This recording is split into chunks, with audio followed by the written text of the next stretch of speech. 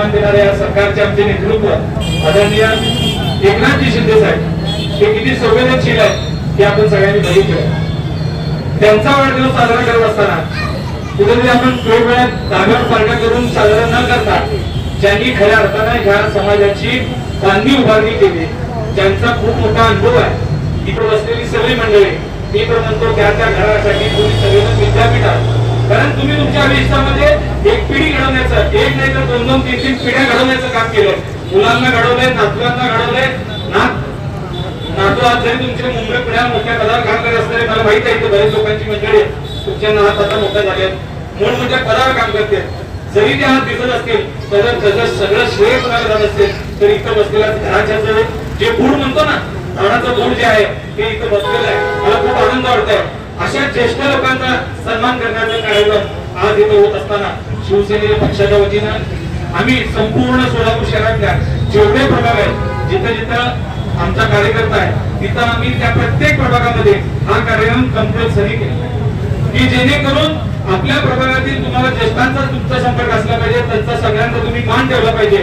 या उद्देशाने हा कार्यक्रम वरून खालीपर्यंत सगळीकडे आम्ही राबवत असताना आज कार्यक्रम करताना म्हणजे जेव्हा कार्यक्रमाची कल्पना झाली की असं घेऊया, तेव्हा जेवढा आनंद झाला नव्हता. पण आज मला इथं बघित आल्यानंतर आजच खरं मन भरून आलं की एक चांगला कार्यक्रम खरंच शिवसेना पक्षाच्या वतीनं होत आहे, याचा मला खूप आनंद आहे. तुम्ही सगळी मंडळी तुमच्या आयुष्यामध्ये बरेचसे ध्येय तुमचे पूर्ण झालेले आहेत, काही गोष्टी तुमच्या राहिल्या असतील, पण तुमचा अनुभव खूप मोठा आहे. तर तुमचा अनुभव आम्हाला सगळ्यांना मिळाला पाहिजे, युवा पिढीला मिळाला पाहिजे.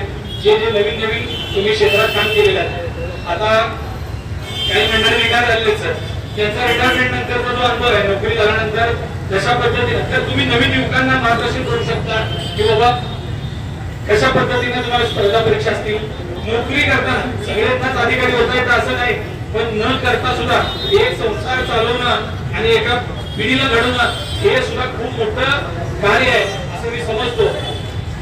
सर मी आनंदाने बोलतो शिवाय सावंत सरांची मला वाटते आई अजून जिवंत आहेत त्यांच्या, आणि 103 वर्षाच्या 104 वर्षाच्या आई अजून आहेत. आणि सरांचं जरी आता 162 वय असलं तरी मी त्यांना बघितलंय की एवढे सगळं मंत्री असू दे, हे असू दे, अजूनही आईंना विचारल्याशिवाय कुठलाही निर्णय घेत नाही. म्हणजे सगळे हेच करतात, पण त्यांना जो मान असतो तो दिला पाहिजे. ह्या विचारांनी ही घडी असली पाहिजे. म्हणून मी माझ्या इथे युवक मित्र आहेत इथे बसलेले, मी सर्वांना विनंती करतो की आपल्या घरात जी काय वडील मंडळी असेल या वडील मंडळीचा मान सन्मान ठेवणं हे आपल्या सगळ्यांचं कर्तव्य आहे. मला दुःख वाटतं एका गोष्टीचं की आज माझे वडील असले असते तर आज ते पण मला वाटतं तुमच्यासारख्या 62-63 वर्षाचे आमचे वडील असले असते. पण माझ्या वडिलांची मला एकसष्टी करता आली नाही, वडिलांचा कुठलाच कार्यक्रम मला कधी करता आला नाही. आणि दुर्दैवाने पिसे महाराज सुद्धा आज आमच्या बरोबर नाहीये, पण त्यांचा अनुभव तुम्हाला माहित आहे. तुम्ही सगळेजण त्यांच्यासोबत राहिलेला, तिथं बसलेल्या अनेक लोकांनी माझ्या वडिलांसोबत पिसे महाराजांसोबत वेळ दिला, त्यांच्यासोबत राहिलेले. दुर्दैवाने त्यांना आयुष्य पण मिळालं, पण त्यांच्या या सगळ्यामध्ये ज्येष्ठांचा काय हे मान ठेवायचे मी जोडून पिसे महाराजांना बघितलं. कुठलाही निर्णय असू दे, तसंच माझ्यासाठी आज मी एवढंच सांगतो, तुम्हीच माझ्यासाठी पिसे महाराज आहात, तुम्हीच माझ्यासाठी माझे वडील झाले मंडळी आहात, एवढं सांगतो. आपण जे मला कायम पोटात घेतलंय, तुमचा आशीर्वाद दिलाय, तो तसाच कायम द्यावा. कारण हे बोलताना खरंच मला शब्द सुचत नाही तितके हा एवढा भावनिक कार्यक्रम झालाय. आणि आपल्या सगळ्यांना मी एवढंच सांगतो की आपल्याला दीर्घायुष्य लाभो. आपल्यासाठी तुमचा हा पुतण्या कायम सदैव कुठलाही विषय असू द्या, आपण मला कधी हाक द्या. खलील असेल, यशवंत असतील, आमचे सर्व सहकारी असतात, त्यांच्या माध्यमातून तुम्ही मला कधी माझं ऑफिस कायम उघडं असतं. आणि खास करून मला तुम्हाला सांगताना आनंद होतोय सर, आपण या शिवसेना कार्यालयामधून गेल्या 2.5 वर्षात जसं एकनाथजी शिंदे साहेब मुख्यमंत्री झाले, 14 करोड रुपयापेक्षा जास्तचा निधी तो मुख्यमंत्री आरोग्य विभागाकडून दिला जातो. जे आजारी असताना ऑपरेशनसाठी विविध कामासाठी दिला जातो. अशा 1 लाखाचे 2 लाखाचे कंप्लीट 14 करोड रुपये आपण या कार्यालयात वितरित केले.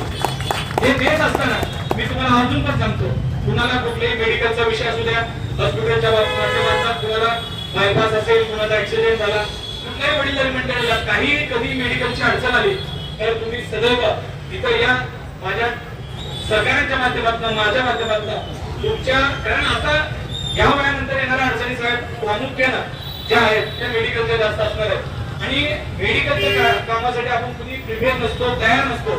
आपल्याला माहित नसतं की हॉस्पिटलला गेल्यानंतर किती मोठ्या प्रमाणात खर्च येणार आहे. पण मला आपण कधी या त्या कामासाठी सांगा, आम्ही सदैव शिवसेना पक्षाच्या वतीनं, माझ्या वतीनं आम्ही तयार आहोत.